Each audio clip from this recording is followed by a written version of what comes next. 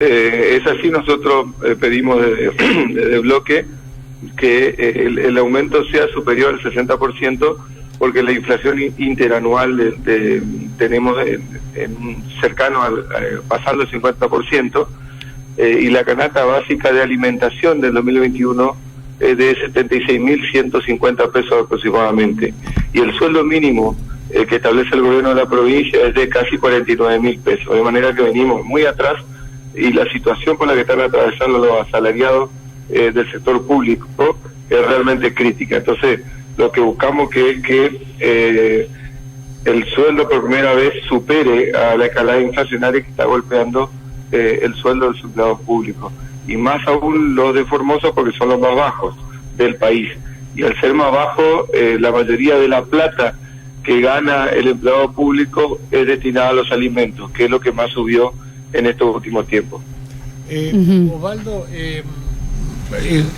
bueno, en primer lugar es oportuna esta posición que fija la oposición, digamos, el bloque, respecto a cuál debería ser los parámetros sobre los cuales debería haber una mejora salarial. Así que bueno, apoyamos y festejamos la iniciativa, por lo menos que sirva como parámetro, ¿no es cierto?, para que la gente pueda referenciar. Porque en realidad sí, es como vos decís, la inflación en los planteos más optimistas para este año es de un 54 a 60% aproximadamente. Baradel arregló por el 45% a discutir en junio de vuelta, con lo cual el Baradel entiende de que va a haber más inflación, por eso arregla en ese término. Ahora, llama la atención y comienza a generar un poco de nerviosismo que, viste que febrero es un mes paradigmático y fundamental, porque suele ser el mes en que Gildo baja del Olimpo y después de consultar con su oráculo, decide unipersonal y unilateralmente cuál va a ser el aumento que le va a conceder en forma graciosa a los formoseños. Los llama a los sindicalistas para que se enteren después, digamos, porque acá nunca se cumplió no a todos los sindicalistas, no a todos, a los que son los que aprueban siempre, son los que salen a elogiar después. Nunca convoca, como dice la Constitución, artículo 88 de la Constitución, a paritarias para saber cuál debe ser el aumento que debe dar. Entonces llama la atención de que ya se está yendo febrero y este anuncio no se realiza. ¿Ustedes tienen algún dato al respecto? Mira, yo creo que primero, no hay posibilidades de que los gremios puedan pedir un aumento salarial, los gremios oficialistas, porque al no haber paritarias el gobierno decide unilateralmente, como vos decías, cuál va a ser el aumento salarial. Pero acá tenemos un doble problema. Acá nosotros tenemos los sueldos más bajos del país. Claro. En consecuencia, cualquier aumento que se da, que sean iguales a los nacionales, sigue siendo muy poco. No es lo mismo un aumento del 50 al 45% sobre un sueldo de 70.000 que un aumento de esa misma característica con un sueldo de 48.000. Estamos muy atrás en cuanto a los sueldos, muy atrás. El gobierno hoy gasta de 15.000 millones de pesos que le ingresa mensualmente, cerca de 4.000 para cubrir la escala salarial de todos los empleados activos y pasivos y todo lo que sea sueldo en la provincia. La reparación histórica salarial nunca llegó, y lo más grave de todo esto es que se ufanan de que el movimiento obrero es la columna vertebral del movimiento nacional justicialista, cuando acá en Formosa claramente es la variable de ajuste. Ni hablar de los empleados municipales del interior, que el sueldo promedio es de 10 a 12.000 pesos, en el mejor de los casos. Sí. Entonces, tenemos un problema grave, porque tampoco acá en la provincia hay una fuerte actividad privada, con lo cual la mayoría de la gente que vive acá en Formosa depende mucho de los vaivenes de la administración pública. Yo veía hace poco una crítica que me hacían de que el aumento solamente va a beneficiar a los ñoquis en la administración pública. Bueno, hay mucha gente que no es ñoqui en la administración pública, y la mayoría de la plata que cobran va a parar a la compra de alimentos, que es lo más grave. Y sumale a esto, Blas y Guillermina, el financiamiento que tiene el empleado público con el Banco de Formosa. Tenemos gran parte arriba del 50%, muy arriba del 50%, la apropiación que tiene el Banco de Formosa a través de los créditos y la tarjeta Chihue del sueldo de los empleados públicos. Con lo cual, no solamente es grave que cobren poco, sino que también no cobran todo porque el banco está apropiado de los saberes de los empleados públicos por el famoso mínimo de la tarjeta Chihue. Entonces, por un lado, debemos rescatar este sueldo. Nosotros hemos presentado un proyecto de ley para que el gobierno rescate el sueldo de los empleados públicos a través de la compra de deuda, como lo hizo una vez en una oportunidad con los códigos de descuento y como lo hizo el gobierno del Chaco, creo que hace un tiempo atrás, de manera a recuperar el sueldo de los empleados públicos de aquí en los próximos años, porque esto es un trabajo que hay que hacer. ¿Y por qué se endeuda el empleado público? Porque uno dice, bueno, pero la gente irresponsable. No, porque la desesperación y la falta de dinero hace que tomen deuda que después no pueden pagar, o que utilicen la tarjeta Chihue y después no te terminen pagando el mínimo cuando y la tarjeta Chihue le saca intereses del 120 y del 200% en alguna época. Entonces, yo creo que la situación hoy es muy, muy grave y crítica del empleado público, y creo que el gobierno debe dar un aumento de manera que se le pueda ganar la inflación inmediatamente después, comprar la deuda que tienen con el banco, porque no olvidemos que el gobierno es socio del banco y mayoritariamente socio del Banco de Formosa con el 51% de las acciones. Entonces me parece que la discusión del salario es mucho más profunda, que los sindicatos, en vez de estar preocupados con eso, están más preocupados en chuparle la media al gobernador que en discutir cómo salva a los empleados públicos o a sus afiliados. Pues sabés que el banco entonces se está constituyendo en el principal usurero de la administración pública provincial, porque antes la situación era con algunas entidades usurarias que estaban enganchadas con sindicatos, con gremios, con mutuales que tenían código de descuento y ejercían la usura sobre los empleados públicos. Pero ahora todo ese poder pasó a un banco que es cierto, es lo que decía Osvaldo, y yo me arriesgaría un poco más. Creo que hoy el único dueño es el banco, es el gobierno de la provincia, no tiene otro dueño, porque después vamos a hablar bien de la situación histórica del banco y la situación absolutamente confusa en la que se encuentra el banco desde hace más de 20 años.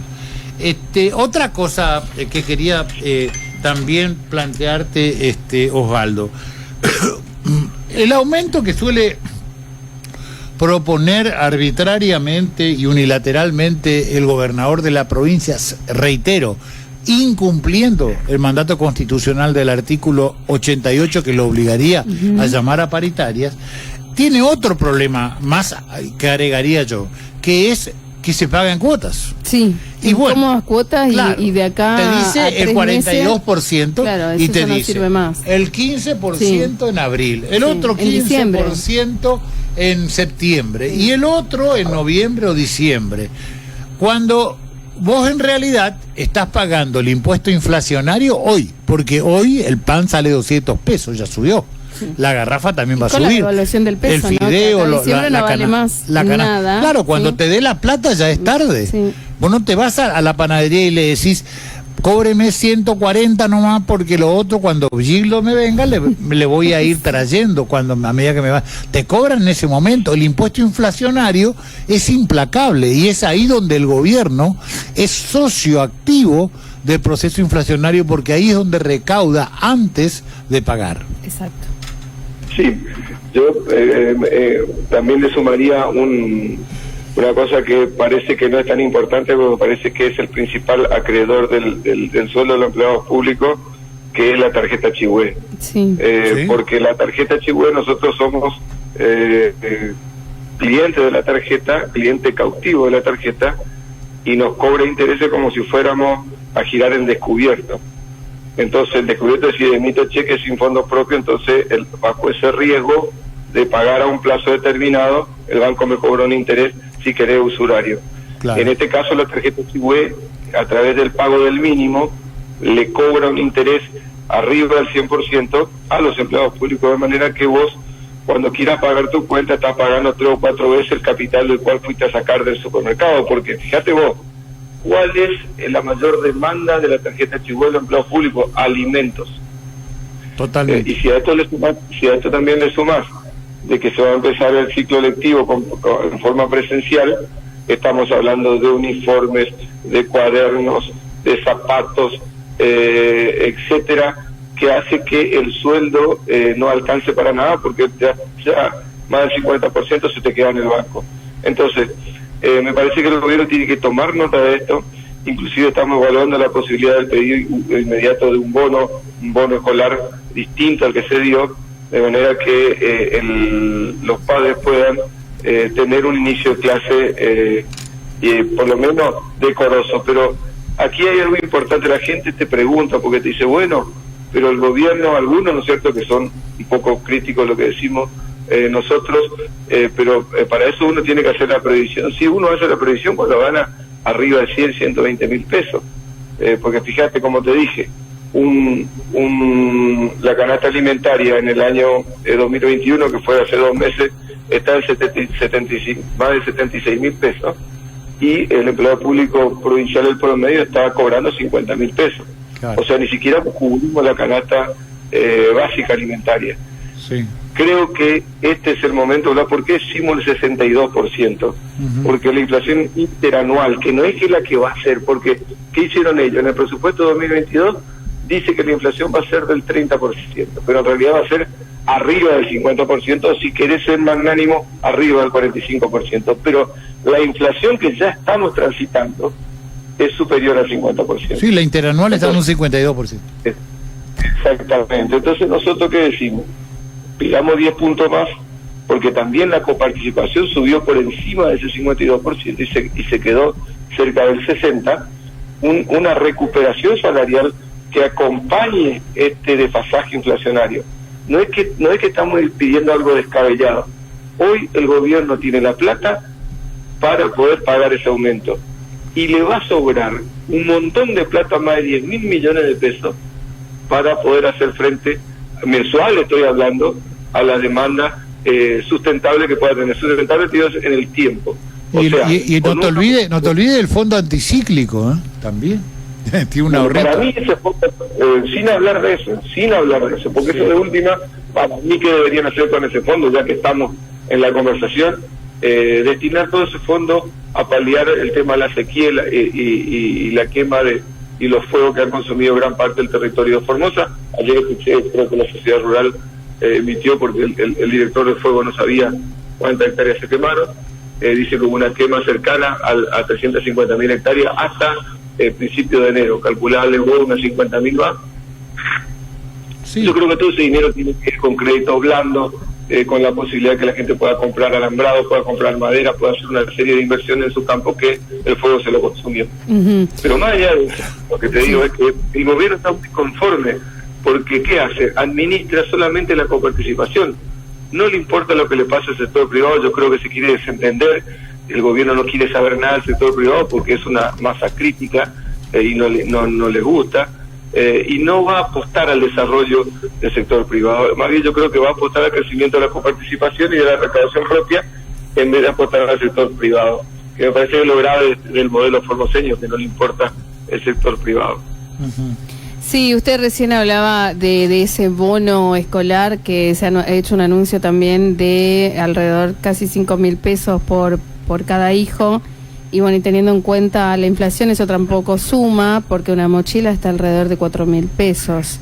Te compras la mochila y no compras el resto, promedio, no compras el uniforme, no compras nada. El aumento fue el 80% en promedio entre cuotas de colegios privados, que ahora ya el privado ya no es un lujo, la gente lo manda privado porque en el público nunca terminan y después tenés todo lo que sea útiles y todo eso es... Sí, un 80%. Sí, había una información también, antes de ir a otro tema, hay una información que me gustaría tener su opinión también. Lo pude leer en un medio digital, Diario Ahora Litoral, que dice que por la falta de porteros, los cadetes de la policía realizarán limpieza en las escuelas. ¿Cuál es su opinión al respecto cuando por ahí estamos viviendo mucha inseguridad en la provincia, cuando la policía debería estar en otro lado y cuando aquellos cadetes van a ingresar a la policía, no los contratan, quieren ser policías, no quieren ser poliporteros. No quieren ser porteros, quieren ser policías. Con tantos planes sociales que implican la contraprestación de algún servicio. De que tal vez haya otras personas que puedan realizar esa tarea, pero no abocar a la policía a una doble tarea.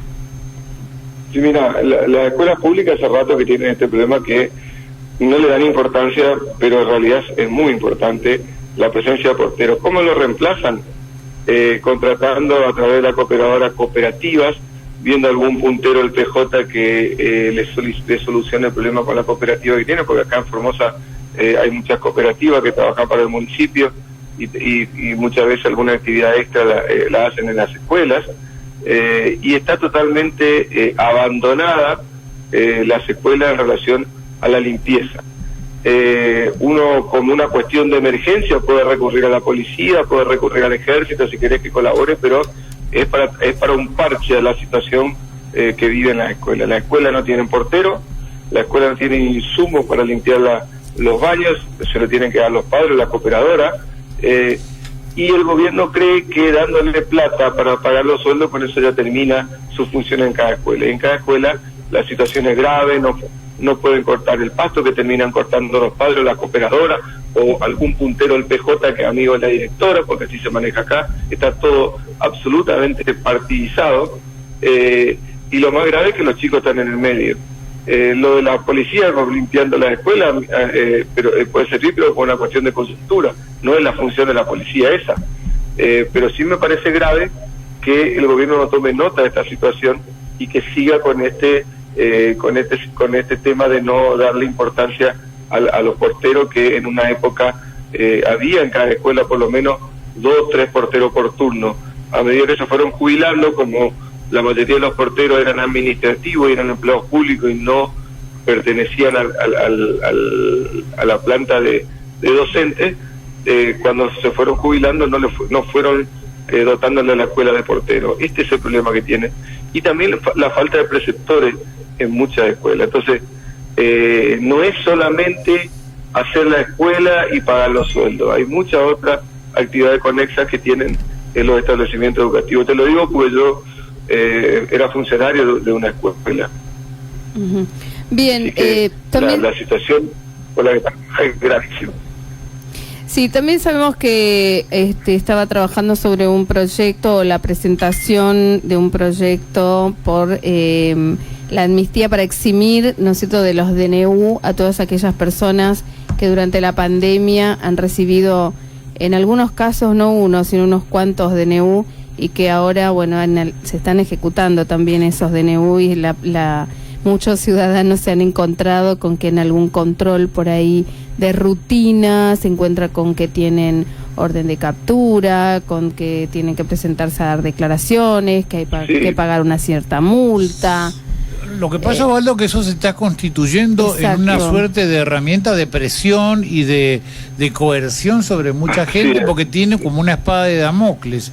Y yo recuerdo, Osvaldo, que el año pasado, creo que fue el diputado Ricardo Carvajal el que tuvo la iniciativa, pero inmediatamente el bloque lo adoptó como una iniciativa de todo unívoca, digamos, completa, sobre una ley de amnistía que termine con esta historia de una vez por todas. Sí, te escucho. Mira, en noviembre del año pasado se presentó un proyecto, el bloque presentó un proyecto de amnistía general a todos aquellos que fueron sancionados durante la pandemia. La mayoría de ellos en forma injusta y sin fundamento, a través de un desconocimiento de la fuerza de seguridad, de la reglamentación y de la normativa, y muchos de ellos ni siquiera fueron a comparecer, y en consecuencia o fueron notificados en forma fehaciente, entonces directamente están sancionados. Lo que está pasando es que muchos de ellos no pueden pagar las multas que le impone la norma, entonces tienen que cumplir días de arresto. Y ahí de nuevo entramos en la recomendación, entre comillas, del punteraje del justicialismo, que es el que de nuevo te soluciona los problemas que vos tenés. Entonces esto es lo que está mal. Y muchos obviamente tienen que ir a la cárcel. Hace poco yo creo que La diputada Villalle sí en este tema había hecho un comentario importante, junto con Montoya y Liz, referido a la sanción que están queriendo hacer cumplir a la gente. Por eso nosotros hablamos de una amnistía general, que no es que estamos hablando de una amnistía a los delincuentes, sino a los ciudadanos que fueron sancionados y mal sancionados por esta norma traída a los pelos, que generó un montón de persecución y encarcelamiento y centros de reclusión, que fue en la pandemia del COVID. Entonces, yo creo que es justo y necesario que el gobierno se aboque a este tema. Nosotros vamos a pedir que se trate en la sesión y que obviamente salga esta ley, que también va a solucionar el problema que tiene el gobierno con todos los damnificados. Así que de eso se trata, estamos trabajando en eso, como también en el pedido de un bono escolar cercano a los 20.000 pesos, que es lo que le vamos a pedir al gobierno que le dé a cada empleado público. Bien, para ir cerrando, lo invitamos al diputado Osvaldo Zárate, ¿te parece, Blas? A escuchar este audio que aparecieron muchos memes al respecto, donde Alberto Fernández lo elogia a Infran y le dijo que él va a poner de pie la provincia, pero que necesita más tiempo. Lo escuchamos y es para analizar un poquito la situación. Me olvidaba de alguien que quiero destacar muchísimo que esté aquí, que es el gobernador de Formosa. ¿Por qué lo quiero destacar? ¿Sabés cuánto invierte la nación en Formosa en ciencia y tecnología? El 1%. Que el 20% del aumento de la ciencia es para federalizar. Este año cerca de 20.000 millones de pesos para federalizar la ciencia, es para ir a los lugares donde necesitamos agregar valor a las materias primas, a los lugares donde si no llevamos ciencia y tecnología solamente tenemos economías primarizadas. Acá está mi querido amigo Gildo, conozco su trabajo. Es un trabajo inmenso, en una provincia que después de la deforestación le costó mucho recuperarse. Y se recupera porque el Estado está siempre presente, al lado de los que necesitan. Los que necesitan no son solo los que están atrapados en la pobreza, son también las pequeñas y medianas empresas que pueden producir y dar trabajo, que es lo que a nosotros más nos preocupa. Para desarrollarnos no tenemos que distribuir asistencia social, tenemos que distribuir trabajo, tenemos que distribuir inversión. Bien. Sí, bueno, dejémoslo a nuestro entrevistado primero que opine. Sí. La verdad que da risa. Mira, primero que el gobierno de Infran hace 26 años que está en el gobierno, lo sucedieron 2 gobiernos justicialistas, calculamos que la democracia está acá.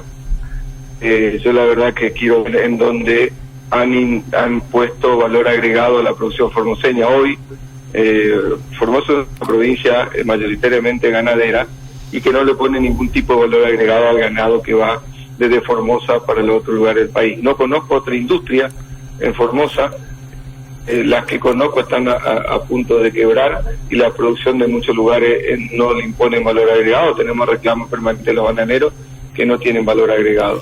De manera que el profundo desconocimiento que tiene el presidente me exime de algún comentario grosero con respecto a lo que dijo. Infran, a ver, al modelo formoseño que representa Infran, no le importa el desarrollo productivo ni privado. De manera que olvídense los formoseños de tener un desarrollo importante con este gobierno. Lo único que le interesa al gobierno de Infran es administrar la coparticipación que viene de Nación. Otra cosa no le interesa, ni el crecimiento tecnológico, para agregar valor agregado, mucho menos. Imagínese si le va a interesar que en todos estos años de gobierno socialista, del 100% de lo que recibimos de la nación, Formosa solamente aporta cerca del 3%. O sea, el 96% más o menos dependemos de los aportes nacionales. Y no hay desarrollo privado, no hay desarrollo productivo, menos impuestos vamos a tener. Entonces, con las pruebas que tenemos, directamente es imposible pensar que este modelo esté interesado en el desarrollo del valor agregado a la producción formoseña. Gracias, Osvaldo. Gracias. Hasta siempre. Muy interesante la entrevista. Muchísimas gracias, diputado. En cualquier otro momento tomamos comunicación.